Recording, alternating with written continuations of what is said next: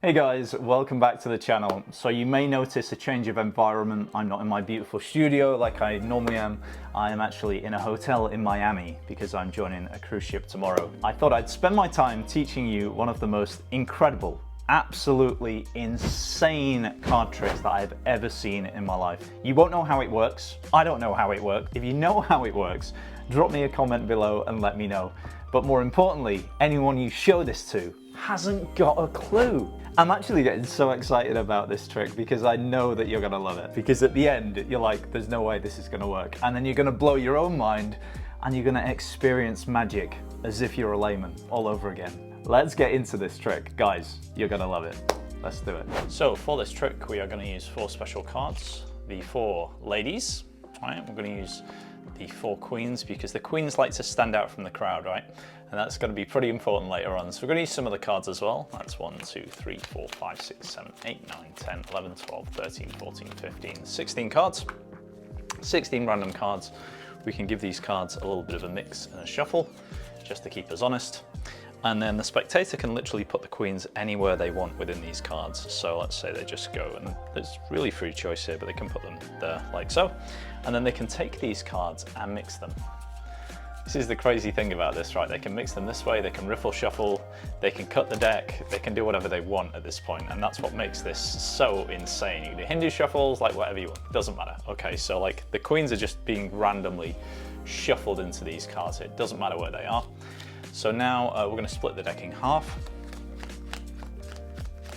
There's 10 cards in each half, and you can literally have them pick either pile to turn face up. So let's say they choose this one, right? And then you can even ask them which pile they want to start with, this one or this one. So let's say they start with this, and we're just going to alternate the cards like this. So again, mixing the cards. This is the easy way of doing a perfect Pharaoh shuffle, right? So this is them mixing the cards like so. And of course, at the end of this, they can cut the cards as many times as they want. It doesn't matter. And then what's going to happen now is you're going to deal the cards into 2s, like 2, but they can choose whether they want to just deal the cards down or whether they want to flip them over like this. So you have 2, do you want to deal? Say they deal, they choose to deal, they choose to flip, they choose to flip, they choose to deal, deal, flip. It doesn't matter. It doesn't. They literally can do whatever they want here, which is crazy. Okay, and they can cut the cards again. It's insane, right? And then you're going to deal the cards out as if we're playing a 4-handed game of cards, right? A crazy 4-handed game of cards because some of the cards face up. Now you give them the choice. So these are my cards. You're going to work with the piles opposite each other. So you can choose whether they want this pile or this pile. So they choose this. They can even choose whether it goes on top or underneath, right? So say they choose underneath, and then this pile and this pile, like which one they want to put on top of which. So let's say they want to go here, and they can put it underneath or on top, but let's say they put it on top, right?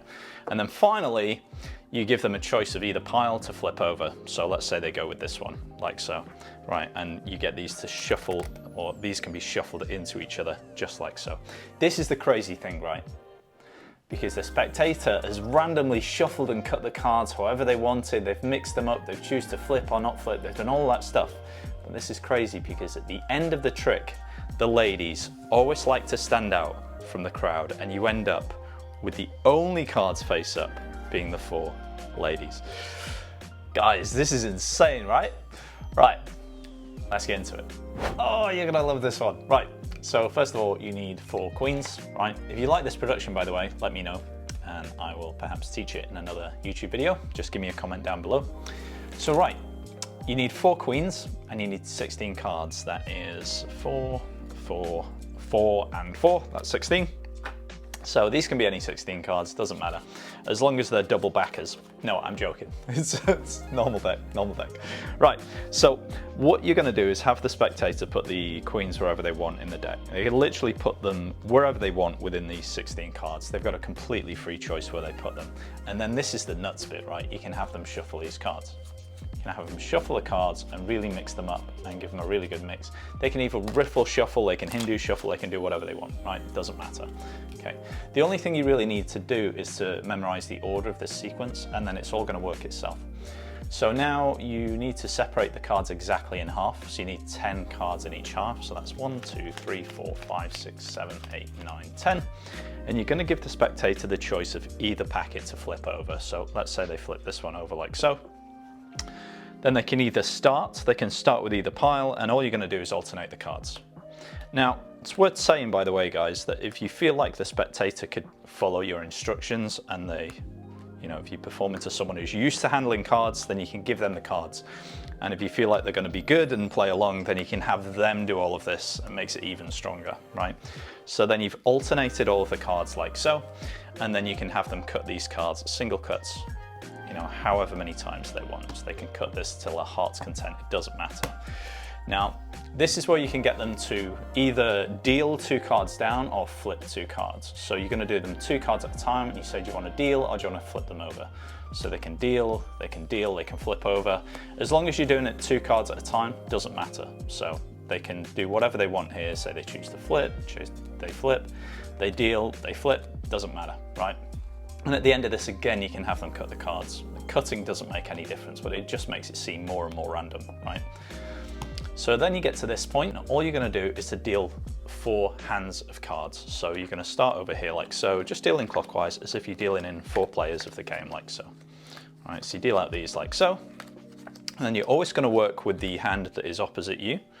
So if you ask them to choose one of these 2 piles, whatever pile they choose, you pick it up and you say, okay, do you want this above or below this hand? And it doesn't matter. So say they go below. And then you do the same with this one. So do you want this hand or this hand? Let's say they choose this one. And do you want it above or below? So let's say they say below. You then end up with the final stage where you've got 2 piles in front of you. You ask them to pick either pile, whichever pile you're going to flip. So let's say they go with this pile, they flip these over, and you just shuffle these together like so. Now, if you do find that there's a queen like so, I find it nicer to just, as you shuffle the cards, to just make sure a face down card goes on top. I just like the queens to be in the middle of the face down cards. That's how you do that.